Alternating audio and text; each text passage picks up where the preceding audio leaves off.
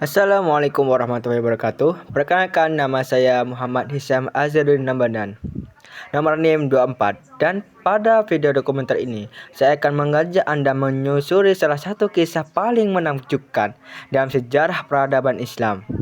Bayangkan sebuah kota yang dikelilingi tembok raksasa setinggi puluhan meter, dijaga oleh pasukan terbaik di dunia, dan telah berdiri kokoh selama lebih dari 1000 tahun tanpa pernah benar-benar jatuh ke tangan musuh. Banyak kerajaan besar, bahkan pasukan muslim di masa awal pernah mencoba menaklukkan, namun semua usaha itu berakhir dengan kegagalan. Kota itu bernama Konstantinopel. Saya memilih tema ini karena peristiwa ini bukan sekadar kisah penakluk militer biasa. Di dalamnya terdapat pelajaran tentang kesabaran, perencanaan matang, keimanan yang kuat, dan bagaimana mimpi besar bisa berwujud jika diiringi dengan kerja keras dan persiapan yang sungguh-sungguh. Peristiwa ini begitu penting karena menandai berakhirnya satu era besar dalam sejarah dunia, yang runtuhnya kekaisaran Bizantium yang telah berkuasa sejak Romawi kuno, sekaligus membuka jalan bagi kebangkitan Kesultanan Utsmaniyah sebagai salah satu kekuatan terbesar dalam sejarah Islam dan dunia. Untuk struktur dokumenter naskah ini ada 4, yaitu nomor pertama latar belakang sejarah, nomor 2 profil tokoh, nomor 3 timeline sejarah penaklukan Konstantinopel, dan nomor 4 ialah dampak penaklukan.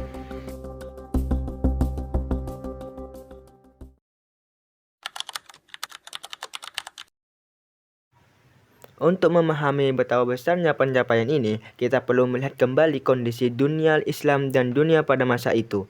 Pada abad ke-15, Kesultanan Utsmaniyah telah berkembang menjadi kekuatan besar di kawasan Anatolia dan sebagian wilayah Balkan.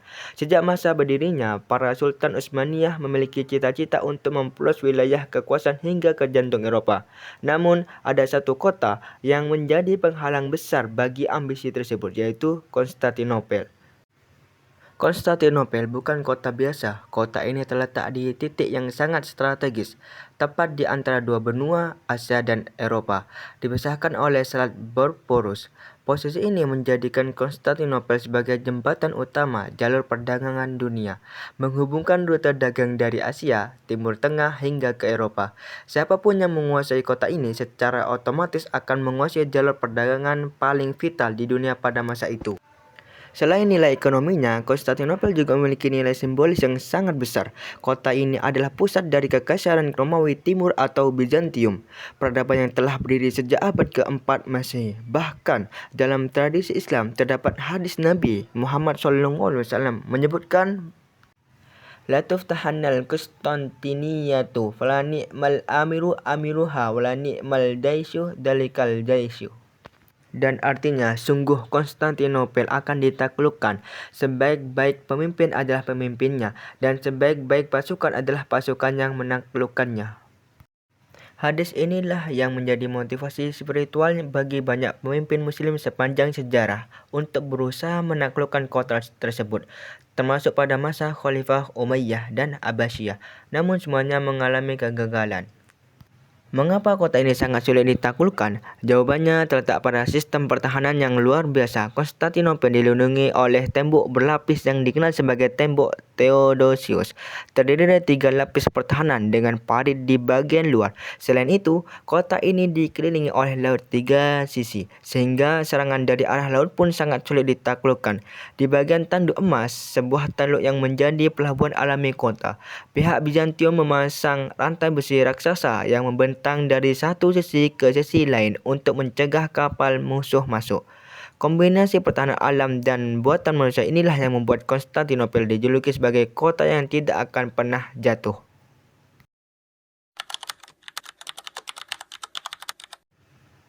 Di balik keberhasilan penaklukan ini ada satu nama yang menjadi kunci utama, yaitu Sultan Muhammad II, yang kemudian dikenal dengan gelar Al-Fatih, yang berarti sang penakluk. Muhammad Al-Fatih lahir pada tahun 1432 di kota Edirne. Sebagai putra dari Sultan Murad II, sejak kecil beliau telah dipersiapkan secara khusus oleh ayahnya untuk menjadi seorang pemimpin besar.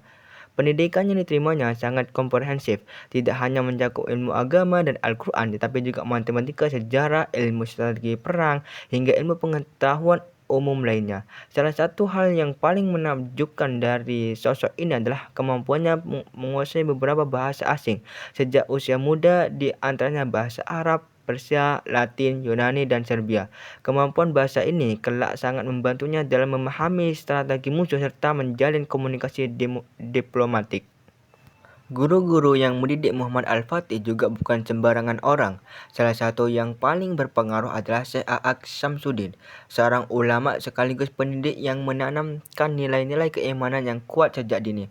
Konon sang guru ini berulang kali menyampaikan motivasi kepada Al-Fatih bahwa kelak dialah yang akan menjadi pemimpin penakluk Konstantinopel. Sebagaimana disebutkan dalam hadis Nabi, motivasi ini tertanam kuat dalam jiwa Al-Fatih sejak masa kanak-kanak, membentuk tekad dan cita-cita besar yang ia bawa hingga dewasa. Dari segi kepemimpinan, Muhammad Al-Fatih dikenal sebagai sosok yang tegas, disiplin, dan visioner. Beliau naik tahta untuk pertama kalinya pada usia yang sangat muda. Namun, karena situasi politik yang belum stabil, kekuasaan sempat kembali ke tangan ayahnya. Barulah pada tahun 1451, setelah Sultan Murad II wafat, Muhammad Al-Fatih resmi menjadi Sultan Utsmaniyah untuk kedua kalinya, kali ini dengan kekuasaan penuh. Sejak awal kepemimpinannya, beliau sudah menetapkan satu tujuan besar yang akan menjadi fokus utama pemerintahannya, yaitu menaklukkan Konstantinopel. Kecerdasan dalam strategi militer terlihat jelas dari berbagai inovasi yang ia ciptakan, termasuk pengembangan meriam-meriam raksasa yang pada masanya merupakan teknologi paling mutakhir di dunia. Keberaniannya, kesabaran, dan merencanakan strategi jangka panjang, serta keyakinan religius yang mendalam menjadi Al-Fatih sebagai sosok pemimpin yang luar biasa, yang namanya terus dikenang hingga hari ini sebagai salah satu jenderal dan pemimpin terbesar dalam sejarah dunia.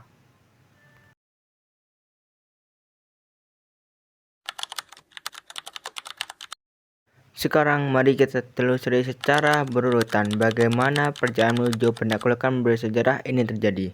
Dari tahun 1432, Muhammad Al-Fatih lahir di Edirne sebagai putra Sultan Murad II. Sejak masa kanak-kanak, ia sudah dipersiapkan dengan pendidikan terbaik untuk menjadi calon pemimpin besar Kesultanan Utsmaniyah. Tahun 1451, setelah wafatnya Sultan Murad II, Muhammad Al-Fatih naik tahta sebagai Sultan Utsmaniyah dalam usia 19 tahun. Sejak hari pertama pemerintah, beliau telah menetapkan penaklukan Konstantinopel sebagai misi utama pemerintahannya dan langsung mempersiapkan rencana matang untuk mewujudkannya. Pada awal tahun 1453, Al-Fatih mempersiapkan pasukan dalam jumlah besar. Diperkirakan mencapai lebih dari 80.000 prajurit, lengkap dengan persenjataan canggih. Salah satu senjata paling mengesankan yang dipersiapkan adalah meriam raksasa, rancangan seorang insinyur bernama Orban, yang mampu menembakkan peluru batu sangat besar dan mampu menghancurkan tembok pertahanan yang selama berabad-abad dianggap tidak tembus. Mei 1453, disinilah terjadi salah satu strategi militer paling jenius dan paling terkenal dalam sejarah peperangan dunia. Karena jalur laut terhalang rantai besi, Muhammad Al-Fatih memerintahkan pembuatan jalur kayu yang dilumuri minyak dan lemak hewan di daratan, membentang dari perbukitan menuju Tanduk Emas.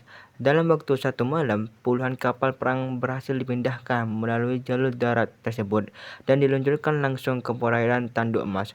Pihak Bizantium yang terbangun di pagi hari sangat terkejut mendapati armada musuh telah berada di dalam teluk yang seharusnya aman dari serangan laut. Strategi ini melumpuhkan moral pasukan Bizantium dan membuka jalur serangan baru yang sebelumnya tidak mungkin dilakukan. 29 Mei 1453, setelah berminggu-minggu pengampungan dan serangan bertubi-tubi, pasukan Utsmaniyah akhirnya berhasil menjebol pertahanan kota melalui celah pada tembok yang telah dihancurkan oleh meriam raksasa. Konstantinopel resmi jatuh ke tangan Kesultanan Utsmaniyah. Kaisar Bizantium terakhir, Konstantinus XI, gugur dalam pertempuran mempertahankan kotanya. Muhammad Al-Fatih memasuki kota dengan penuh kehormatan dan langsung memerintahkan agar penduduk kota, termasuk yang berbeda agama, diperlakukan dengan baik dan diberikan perlindungan penuh.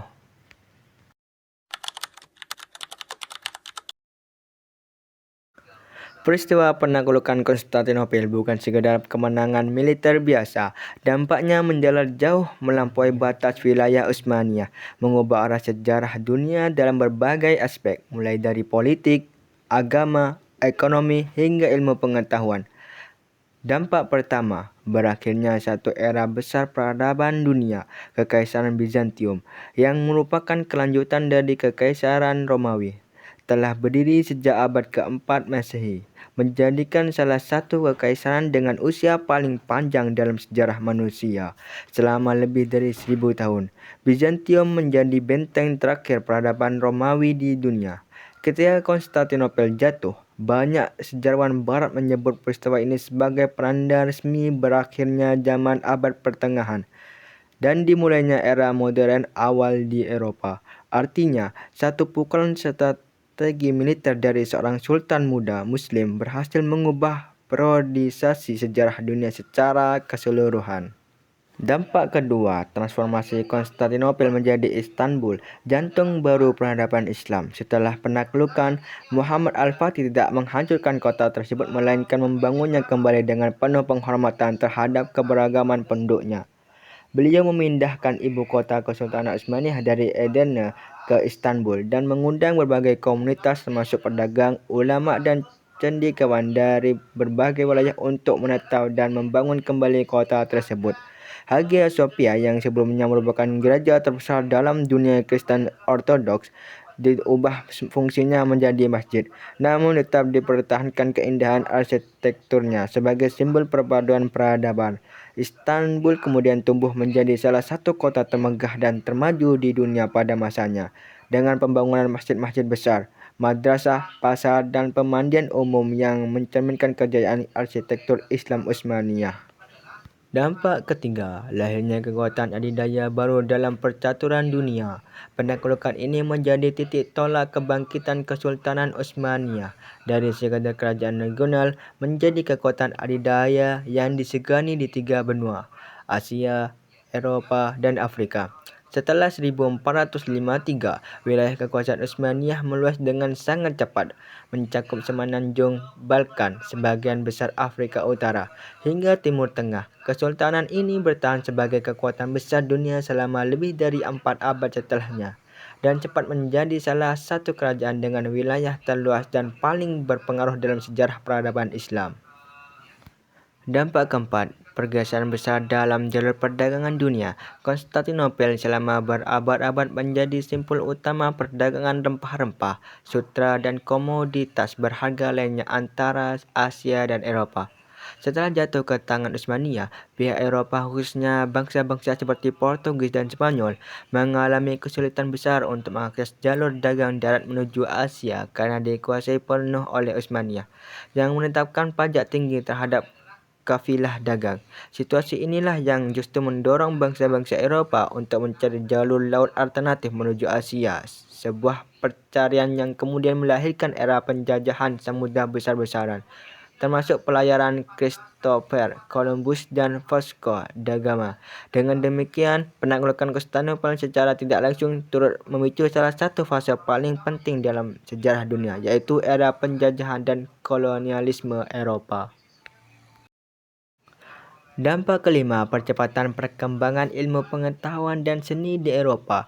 Ketika Konstantinopel jatuh, banyak cendekiawan, filsuf, dan seniman Bizantium yang melarikan diri menuju wilayah Italia dan Eropa Barat lainnya.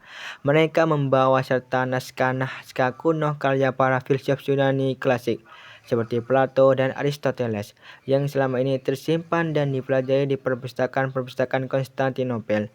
Perpindahan ilmu pengetahuan inilah yang banyak dipercaya oleh para sejarawan untuk menjadi salah satu pemicu kebangkitan Renaissance di Eropa, sebuah era kebangkitan seni, sains, dan pemikiran yang mengubah wajah peradaban Barat secara mendasar.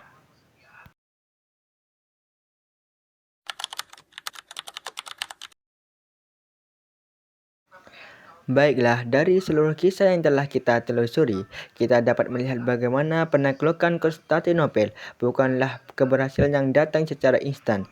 Di baliknya ada persiapan panjang, pendidikan yang matang, strategi yang cermat, serta keimanan yang kokoh dari seorang pemimpin muda bernama Muhammad Al-Fatih.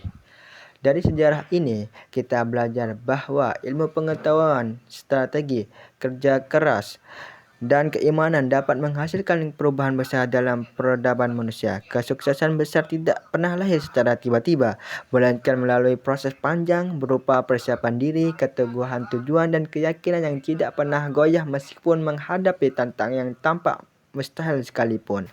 Demikian video dokumenter yang saya sampaikan mengenai sejarah penaklukan Konstantinopel oleh Sultan Muhammad Al-Fatih.